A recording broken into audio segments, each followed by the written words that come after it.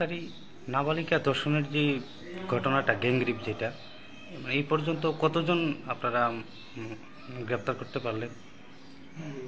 আমরা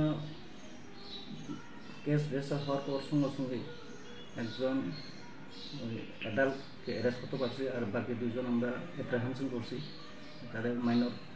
সে কারণে তাদেরকে দুজনকে আমরা জুমেল হোমে রাখার জন্য আমরা কোর্টে মানে কোর্টে প্রেয়ার করছি, আর একজনকে আমরা কোর্টে আমরা ফর করছি।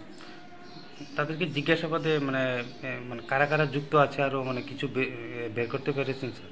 হ্যাঁ হ্যাঁ, তদন্ত সপ্তাহে আমি পুরোটা আমি বলবো না, কিন্তু কতজন আরও বাকি সপ্তাহ আছে, আর আরও বাকি আর 4জন তারা ইনভলভ, তারা এটা পুরোপুরি এসে যুক্ত। মানে ঘটনাটা কোন জায়গাতে হয়েছিল এবং কবে হয়েছিল স্যার? ঘটনাটা আমরা শ্রীনগর থানাধীন গঙ্গারাম পাড়াতে হ্যাঁ হ্যাঁ। আমি গত 13 তারিখে রাত্রে এই ঘটনাটা হয়েছে। মামলাটা কবে হয়েছিল স্যার? মামলা তো গতকাল। যেই নাবালিকা মেয়েটি ধর্ষণের শিকার হয়েছিল তার মানে কোন জেলাতে তার বাড়ি? একজনের বাড়ি এডিসি কলোনি ঘুমলুং, আর একজনের বাড়ি নালিছড়া, কোলাই নালিছড়া আমবাসা। দুজনেই কি নাবালিকা ছিল স্যার? দুজনের নাবালিকা, আর একজন নাবালিকা যে আমবাসা বাড়ি, এখন বর্তমানে কোলাই হসপিটালে চিকিৎসা দিন।